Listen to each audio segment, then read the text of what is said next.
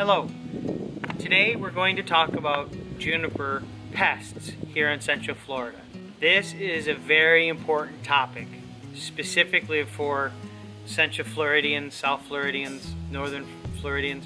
A lot of Floridians erroneously believe that you can't grow junipers in Florida. I've heard it a lot. And that's because they buy a juniper and it just struggles and it dies. Most of the time, that is because of two different reasons. One, they don't understand the right soil mixes that the juniper requires down here versus up north. Or two, they don't understand that we are a bug beacon. And when a tree is heat stressed, which they get here in Florida, when it's 95, 98 degrees with 106-degree heat index, especially if the mix isn't perfect, especially if the fertilizing isn't perfect, the trees get stressed. And when they get stressed, we have per capita more bugs in the state than just, I think, 48 or 49 other states. It's brutal. So you need to be diligent.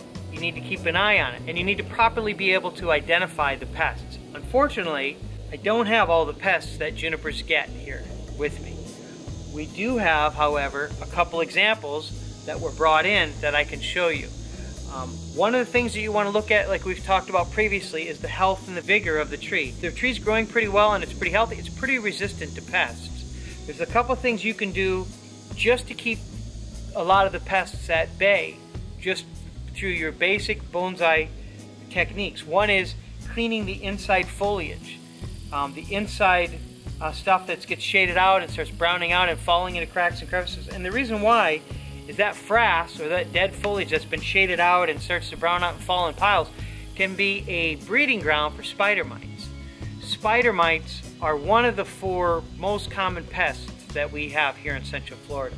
Spider mites are little tiny arachnid piercing sucking insects. They're very difficult to identify, very difficult to see. If you don't know what you're looking for, you can very easily fail to notice them until it's too late. Spider mites breed prolifically, especially when the tree is heat stressed here in Central Florida throughout the summer months. We're getting a lot of rains, we're getting a lot of growth, and then all of a sudden we have a hot, dry spell where there's no rains and the trees get really hot and they get stressed out. The spider mites find them and breed incessantly. Before you know it, you have a tree that's completely loaded with spider mites. This is a good example. This particular species is a Juniper chinensis parsoni. This has been a client's tree for years, and they have had an issue with spider mites for years. I go in, I show them how to properly treat it, they treat it, and then it goes away. And then 6 months later, it's back.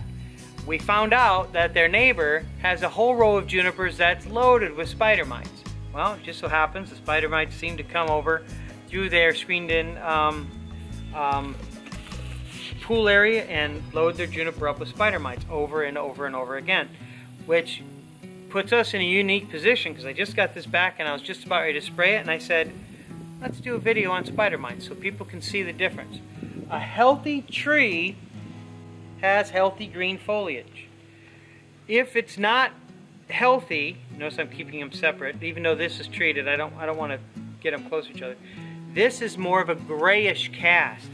In extreme conditions, the grayish cast will start being a little bit mottled, and you'll see like little necrotic spots on the branches. That's where the spider mite has, because of its piercing, sucking mouth parts, has a necrotic lesion or a necrotic spot where it's treated, and it's starting to die back. It's really hard to tell by just looking at the foliage. By seeing spider mites, but through experience I can tell you that this is spider mites.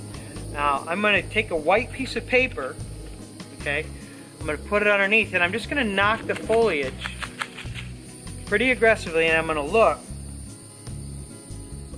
and I can tell you I have what looks like little tiny pieces of pepper that are moving on this white piece of paper. So if you look closely, it was really hard to see, because they're about they're a quarter the size of pepper.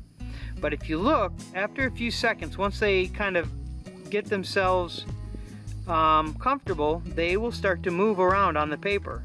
And if you have more than 1 per square inch, you have a spider mite infestation. You put that one right there, you see how fast it's moving? That's actually a predator. He eats the other mites. That's a predator mite.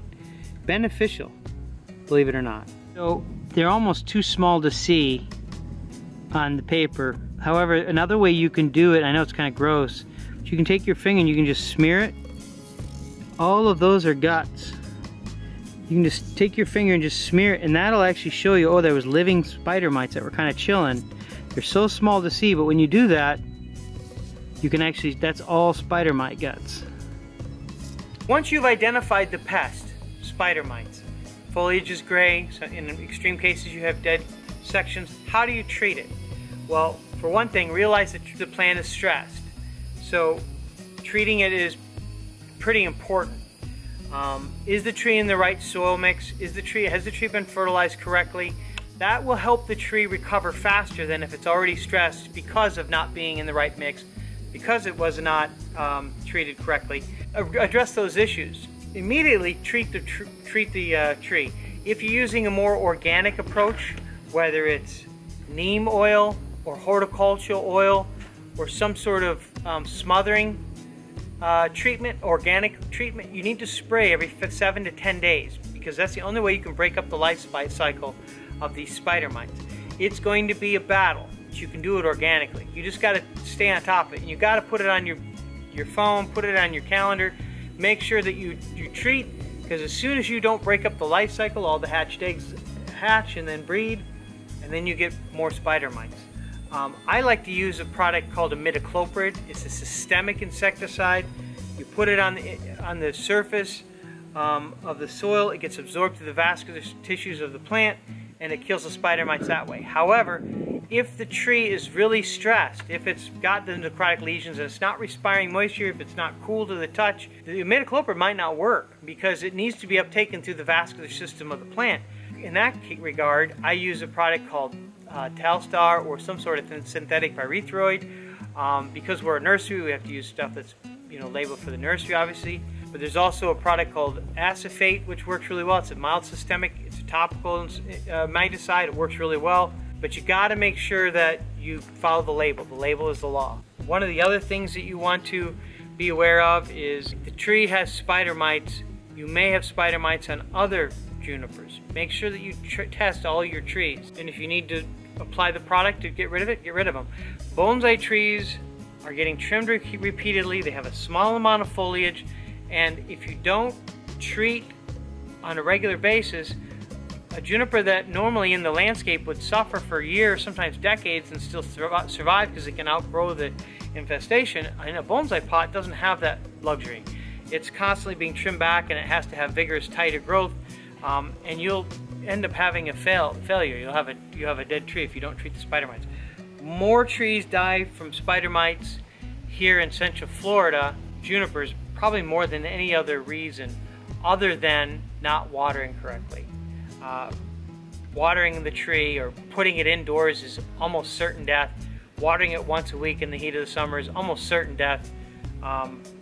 Listening to someone up north and repotting in the middle of summer is almost certain death. So, these are things that you need to be aware of.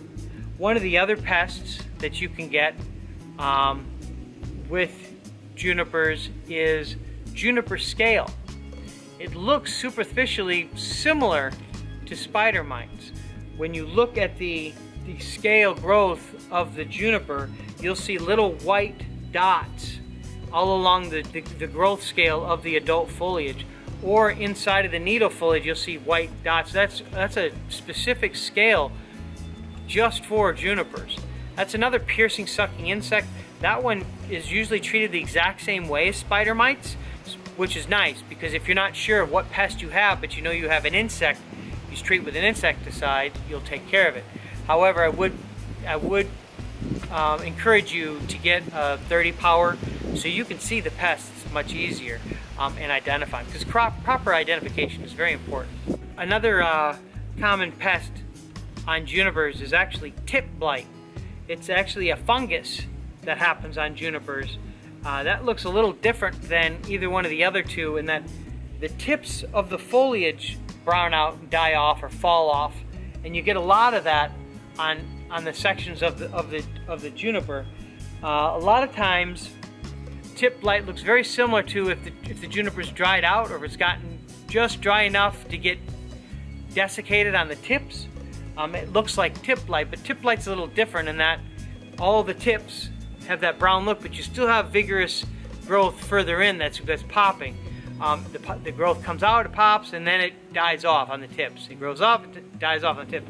You need to treat that with the proper fungicide. You got to make sure that it's labeled for Juniper Tiplight.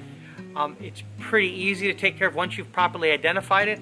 The biggest problem is somebody sees this happen with their juniper and they think, oh, I have an insect, so they treat with an insecticide. With Tiplight, an insecticide isn't going to do anything because it's a fungus. It's not an insect. So that's the other reason why it's very important to properly identify the pest so you can properly treat with the right pesticide.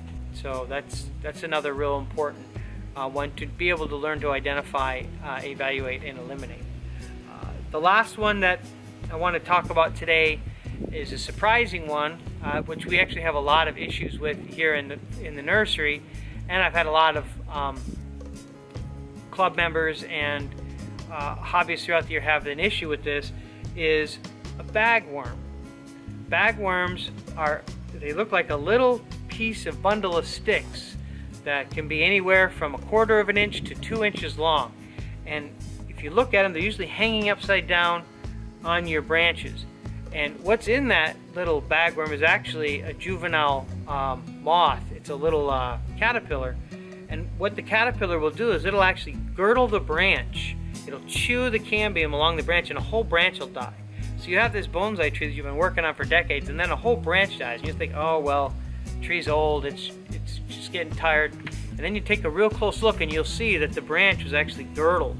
And once it's girdled, the whole branch dies. And if you look out at the end of that branch, you'll see a little bagworm he's a chewing little critter, and he likes to chew on the cambium and the foliage of junipers, and he's easy to hide. I had this one juniper that was a beautiful Shimpaku juniper that a customer had for years, and they had worked, and there was 2 dead little sub branches. And we were looking at it and I said, oh man, something's going on. I wonder if it's a fungus. And I started looking and I saw the girdle and I said, oh yeah. And I found 18 bagworms on this one plant that was about 18 inches tall. 18 of them on this one plant. I couldn't believe it. And when you really started looking, you can see a ton of damage that these bagworms were just doing where nobody could even see. So pay attention for bagworms as well. Those are the 4 main pests that we see here, although they're not all of the pests that you deal with here, but those are the most common. Thanks for watching.